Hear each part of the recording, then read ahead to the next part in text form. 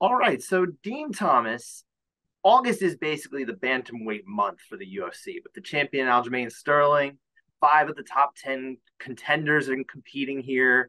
People gush over the 135 pounders all the time. Why is that? Um, it's just such a fun and exciting division because a lot can happen. I think the speed of the division is intriguing, and you can see, and it's just exciting when you get these guys and they're so evenly matched. And for the longest time, we've always thought that smaller guys weren't able to deliver. But the bantamweight division has totally proved that wrong because you see them not only just from a skill perspective, but also from a power perspective. I mean, you're seeing knockouts. You're seeing like Cory Sandhagen do flying knee knockouts, and you're getting everything that you want in a fight. And then now you're starting to get the characters. There's characters, and you're starting to like the characters because forever the bigger divisions, not only did they have the knockouts, but they also had the characters, especially the light heavyweight division. I mean, the UFC was built on the light heavyweight division because of the characters like Tito and Chuck. But now when you talk about the bantamweight division, you got Sean O'Malley, Aljamain Sterling, Cheeto Vera. It's got the characters, you got the skills, and you're getting and the knockouts. So we're getting everything. Oh, we're going to be talking about all those names too, but first we got to deal with, of course, UFC returning to Nashville coming up. Cory Sandhagen, as you mentioned, he's headlining against Rob Font. This is a 140-pound catch weight in this instance because it was a late switch there of opponent. But should that hold it against either man in terms of what this means for the hierarchy of the division? No, I mean that 145 or 140 pound catch weight means nothing. I mean, it's just better for both guys. In fact, like Cory saying, I mean, both guys are just probably like, thank God I don't have to cut that extra 5 pounds because that extra 5 pounds, but they're going to be the same fighter regardless. So that the catch weight means nothing. In fact, I wish they did it more often sometimes, but I get it. You can't because you want to make it fair for everybody. But in this situation, it's going to work out. It's a tremendous fight. Rob Font continues to impress me, but Cory Sandhagen to me is, he's the man. He's on another level. I can't wait. It's unfortunate that Nurmagomedov, Umar Nurmagomedov got pulled from this for the injury. That's unfortunate because, I mean, talk about characters. I mean, for a guy who you probably never heard him speak, just what he represents and what he and his background speaks for itself. And we were all interested to see how he would do. He's a guy that no one really wanted to fight. And it didn't even make sense for Cory to fight him. So he's another character that doesn't have to do much, but just being in that division at that weight with the reputation that he had was exciting. So I look forward to seeing him come back as well. But having Rob Font step in and and substitute for him in Nashville is a tremendous steal. Like it's still a good thing for us. Of course, and like you said, Umar Nurmagomedov, he had to pull out mid July. I think they said a shoulder injury. But is this Sandhagen Font fight more interesting to you than the original fight, or is it maybe the same? What do you think?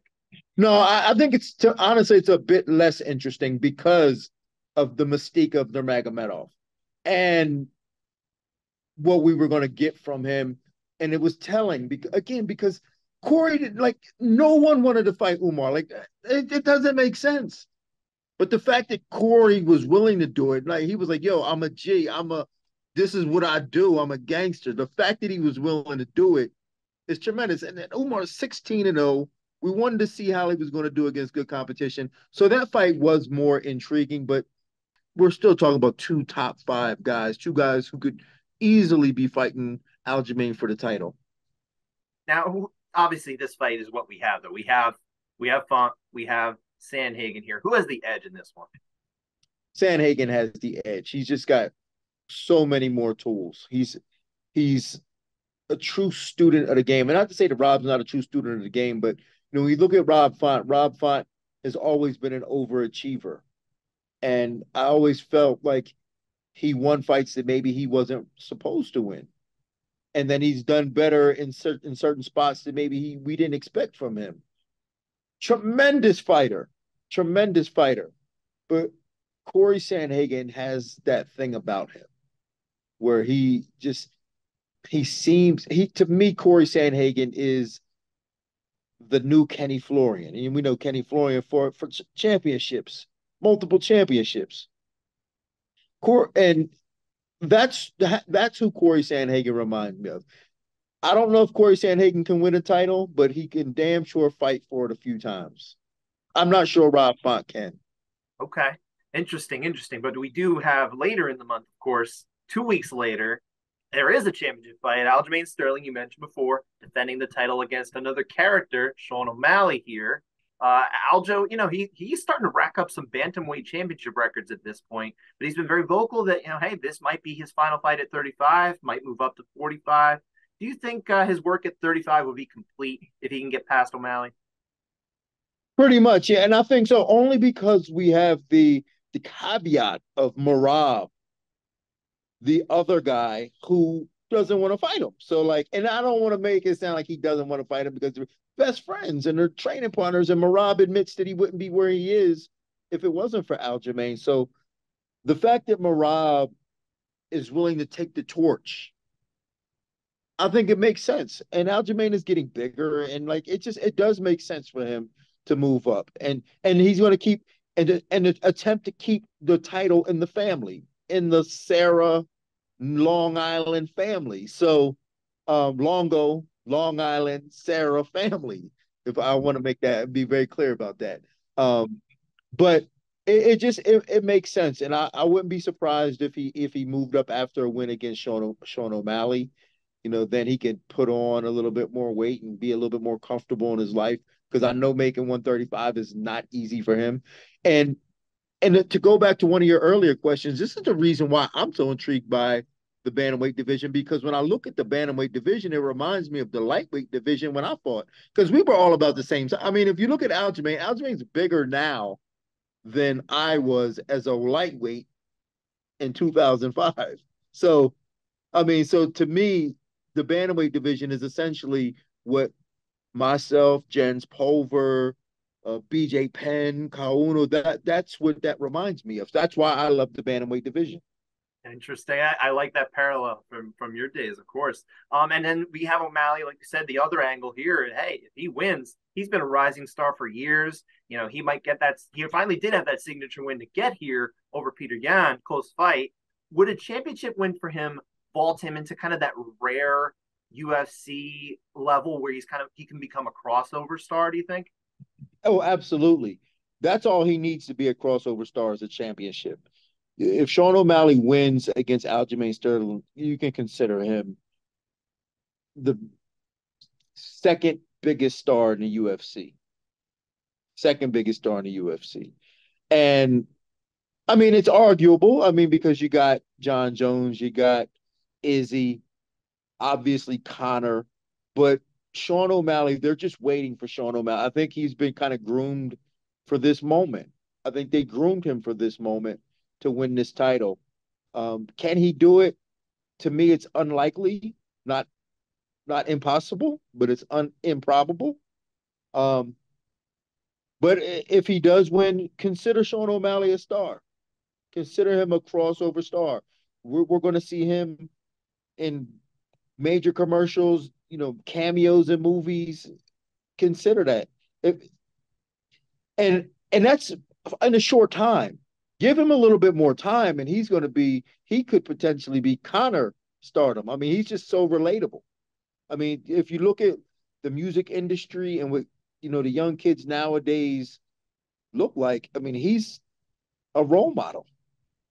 They can fight. So like he's essentially what we want in that position. We want that in that position. We want a guy like Sean O'Malley in that position. But I just don't know if he's good enough to do it. Now, I think I have an idea of what you might answer to this question, but the question would be here because I think there's a temptation for a lot of people to look at this fight and just say grappler versus striker, which, hey, right or wrong, I think some people will see it that way. But who do you think holds the greater edge? Is it Aljo in the grappling or O'Malley in the striking? Well, this is definitely not a striker versus grappler matchup.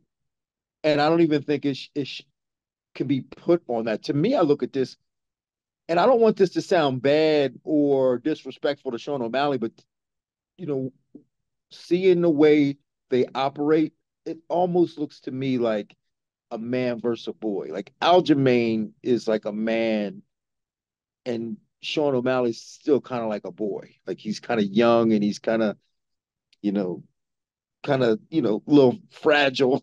To me, I still look at him that way for whatever reason. And Aljamain is a man, and he's been doing man things for a while. And to me, that's what it looks like. It's not striker versus grappler. To me, this is man versus boy.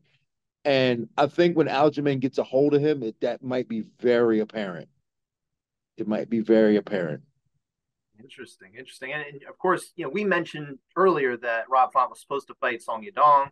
Marlon Vera was originally going to fight Henry Cejudo. That was another big fight that was lost from this whole shuffle too. But we still have some great fights left over. But instead, we do have Chito Vera going against Pedro Munoz, particularly in Vera's case about kind of all this lost shuffle here and everything like that. He's coming off a loss to Sandhagen. How much does Chito need to do to get back into that short list, that title picture? Well, he can't lose this fight. We know that. Like, because he didn't look, because Chito doesn't look good in fights until he looks good. Right. So, like, so he never really looks amazing in a fight until he puts together that sequence that finishes it.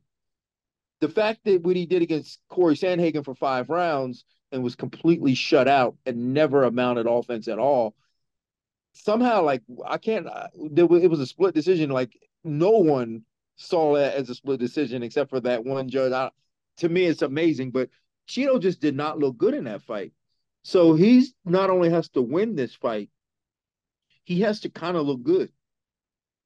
And if he wins, he's going to have to knock Pedro out in a way that's memorable. Because he can't just win a decision. He's going to have to knock him out in a memorable way to put him back in that conversation. Because if he doesn't, we're going to remember him losing this fight or winning a boring decision and then having his performance against Cory Sandhagen. And that's not going to fly in that division. It's not going to fly in that division with so many guys. Not only is it a lot of guys at the front, but even on the back end, when you got guys like Jonathan Martinez and Chris Gutierrez, I know they just lost, but still, it's still so deep. And the Basharat brothers, like these guys are going, hey, listen, let me in. Let me get up there with y'all. Let me in. Chito Vera can't afford to have a poor performance against Pedro Munoz. Absolutely, absolutely. Now, I'm gonna have you play a little future matchmaker here. Let's say that Aljo wins. Let's say he gets through Sean O'Malley. Let's say he moves on to greener pastures. You can pick 2 guys to fight for the vacant title at 35. Who you want? You gotta go. You gotta go Merab. And if O'Malley wins against Rob Font, you go O'Malley. Or you go. I mean, if Sandhagen wins against Rob Font, you go Sandhagen. Merab and Sandhagen. Depending on timing, if Sandhagen can't make that, then you got to bring Henry back. That makes sense. So Merab and either Henry or Sandhagen, but I would go with Sandhagen first if he beats Rob Font. Of course, provided that happens. Now, I did before we go, Dean. I did want to check in with you because we had met at the Association of Boxing Commissions their committee their conference last year, and since that time they have added an athlete's voice committee, which you are part of. So, what sort of developments have kind of been going on in the last couple of months since this announced? I mean, it's such a good thing, and I'm glad that fighters now have some representation, and now we can voice certain things, and I love being a part of it. It just takes time. Like you got to have patience because there's so many people that have to agree on things, and when we have our meetings, we have weekly meetings, and when we have our meetings, I mean, we're just scratching the surface, and with the language and the law, it's just so difficult to actually get to I have fighters sometimes come to me and go, hey man, listen, my fight, I got robbed in my fight. Who do I talk to? I'm like, man, listen, we're still at the very tippy top of trying to break through and get heard here. So I'm glad to be a part of it, but things are going to take some time to be able to break into the meat of making a difference. It's going to be a while, but it's got to start somewhere. Now, having said all that, do you feel like you're still being heard? That your collective voice is still being heard within the ABC? You know, obviously, like you said, it's in the infancy. Yeah, but it's still being heard. Like things are still being heard. They recognize that there's issues. They do recognize that there's issues. It's just getting like trying to figure out which issues are most important because there are certain like right now what it looks like fighters are and the fans complain about judging, but that's not even an issue that's like most important. So there's things like concussion protocol and just other little things that may be even higher on the totem pole and on the priority list. So it's going to take a while. This is something that I'll probably have to commit the rest of my life to in order to get things done. Are you in it for the long haul? I am in for the long haul though. You know, I'm so grateful to be a part of MMA and where it's come from since I started back in the 90s that I owe my life back to it. I owe my life to the sport. So I'm in for the long haul.